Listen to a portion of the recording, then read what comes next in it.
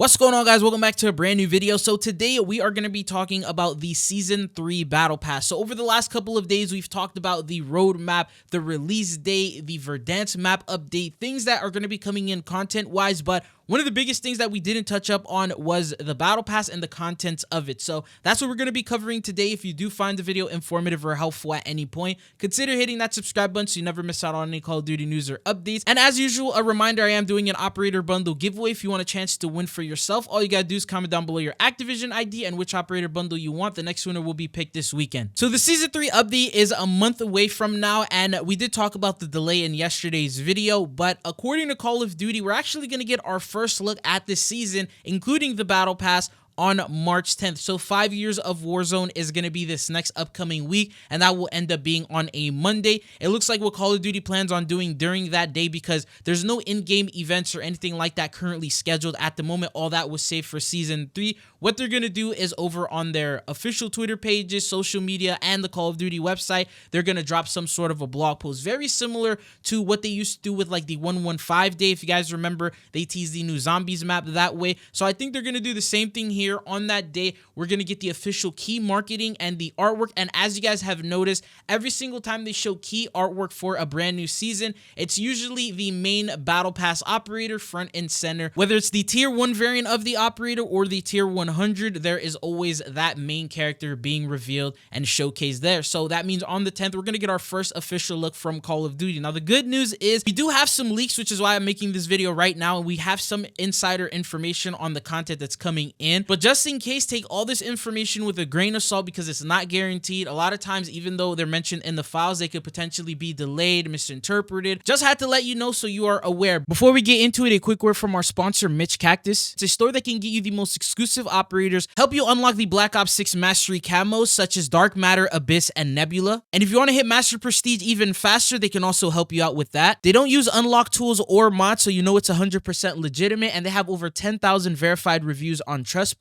You can use code TRIDZO for a 5% discount. The link will be down in the description. But let's get into the actual Battle Pass details. The first thing is, it looks like the theme of the Battle Pass is going to be throwback related. We already know Verdansk is going to be coming in. It's been rumored, it's been teased. Now, we thought at the same time maybe they wouldn't really merge Verdansk with the storyline. It would be its own separate thing. Obviously, you know, bringing in a new map, things like that. For example, Area 99, that's its sort of own thing, and they don't really tie it into the storyline, into the Battle Pass, and into the theme of the season. But it looks like that's not the case, because with the leaked operators that we're going to talk about later, as well as the brand new upcoming DLC weapons, they're trying to go all out. So outside of Verdansk, into the theme of the actual update, maybe tie in a cinematic, which we're going to talk about in a second. They're trying to make you feel that nostalgic feeling that you got when you first loaded up Warzone 1. And Call of Duty is very good at selling nostalgia. They've done it with multiple different Call of Duty titles, MW2, MW3. We've seen that already. So what they're trying to do with this season is basically the same thing. Try and reel everyone back in who played Warzone 1 into playing the game again. It's very similar to what Fortnite did, where they had the OG season. The Battle Pass characters looked very similar to the Season 1. And then they also brought back the Renegade Raider, which was originally only available for a limited time during OG Fortnite. And that's the thing that they're doing right now, it looks like, with Call of Duty. So they're trying to bring everything back, theme the entire season based on just a throwback. It means that they're not necessarily following the storyline of the campaign, and this is going to be a non-canon season. Now, very similar to what we saw with Season 4 of Modern Warfare 3, where in Modern Warfare 3, we know in the end, Soap ended up dying, and the fact is, they ended up bringing him back during Season 4 as the main character. So it really wasn't like a canon season. We've seen Call of Duty that multiple times. They've even brought in Michael Myers, Spawn, and different battle passes for like The Haunting. So think of it in the same way here. This has nothing to do with the storyline, so the operators are definitely not going to make any sort of sense. But as for the cinematic, I would probably take a wild guess, because the ending of the Season 2 cinematic was basically Savati was on the run from Nocturne, and it looks like, from what I understood, is she actually took a boat, which was a multiplayer playable map, and she's escaping Avalon. And what they can easily do is maybe there's like a storm, and then have that cliche sci-fi type of storyline where this storm ended up teleporting her to the past, and then she ended up on Verdansk. Something along those lines is how I feel the cinematic is going to end up being.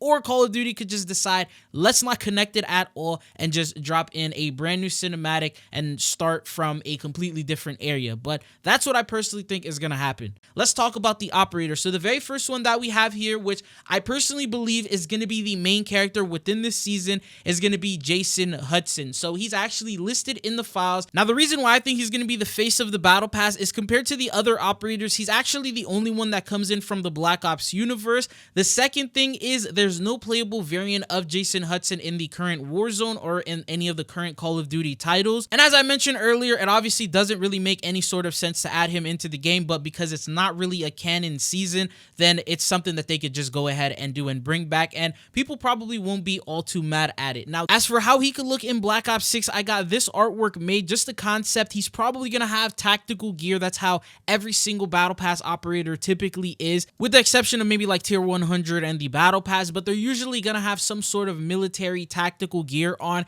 and this is like a simple yet possible type of style that they would go ahead and do. And most of the times we saw Hudson operators, say in Cold War or Warzone 1, he was in that same sort of tactical gear and not anything too outlandish or crazy. So I'm thinking they're probably going to go a similar route and have him with something simple along these lines. The second operator that we have, this is where it starts getting even weirder. So we have Roze as well as Mace being upcoming operators in Black Ops 6. So these are characters that are mentioned in the Black Ops 6 files. Now, obviously, they have nothing to do with the Black Ops universe, but what doesn't make sense to me is the fact that both of them are already available for you in MW2 and MW3. So these are characters that were available either through the store bundles, through the battle pass. You were able to purchase these operators, and some people currently have them. For example, Mace, he's available right now. You can load up Warzone and actually play with him. So how will they go on about adding him? Are they going to make him his own entirely separate character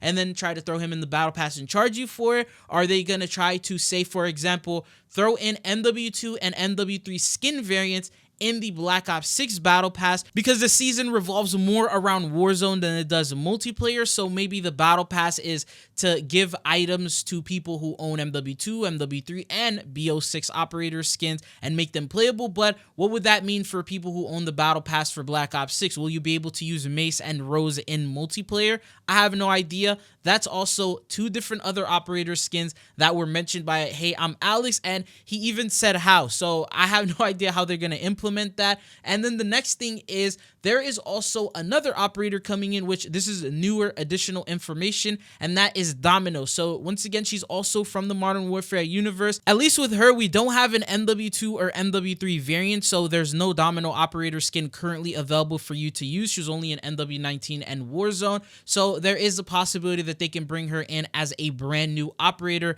that you'll be able to use. So these are 4 different operator skins that have been mentioned. Now, unfortunately, no mention of Adler, no mention of Felix, no mention of Helen Park. So it looks like maybe these 3 operators that we've been waiting for so long for them to finally do a season about is just, I guess, not going to be done this time around. Maybe season 4, season 5, we could potentially see them jump right back into the campaign and into the actual canon storylines and then continue on from there. But from what it looks like right now, 4 different operators are going to headline this battle pass. There's also the potential of brand new characters we've never seen before. That's usually how they introduce new characters in Call of Duty, is to bring them through the battle pass. So for example, we have Nocturne. He's the main character right now in the season 2 battle pass for tier 1 and 100. Maybe there could be other characters like that, because according to COD Warfare here in Reality UK, they ended up mentioning that there's a couple of operators that were found in the files, but we don't know what they look like. So Maroon for COD 2025, I guess he's going to be a character.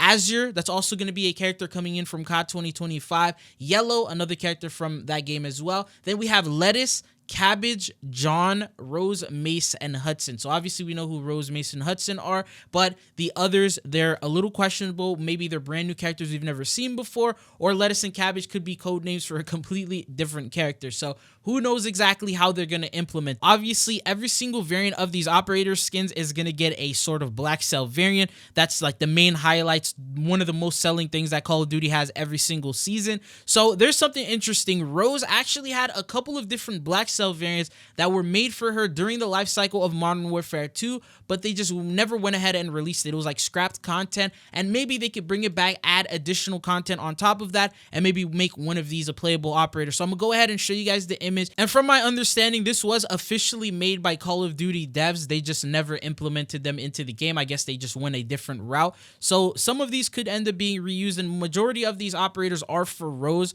So what are your thoughts and opinions? Would a Blackcell variant of one of these skins be something that you'd purchase if it was a part of Blackcell, or do you think they should keep it completely different, change it up, and just remake something brand new? But the Blackcell, definitely gonna be interesting to see how they implement that and which operators are gonna be featured with it. There's obviously gonna be additional event rewards. There's also like the extra like 20% boost depending on if you own the other Blackcells from season 1 and 2. Those are things that are also gonna come in as well. Now the last thing that I want to talk about are the upcoming DLC weapons. So alongside every single battle pass, there's always going to be weapons that you can get. And remember how I told you the theme is going to be throwback related? Well, the DLC weapons are the same because a lot of them are coming in from Warzone 1. For example, we have the Graw 556. This was mentioned by Ghost of Hope. He said that, I guess maybe during the playtest or something like that, that was one of the weapons that they got to use. And he said take it with a grain of salt, but it's one of the weapons coming in. Then we also have the HDR sniper. This was definitely a very popular sniper. Alongside that, we have the Kilo 141,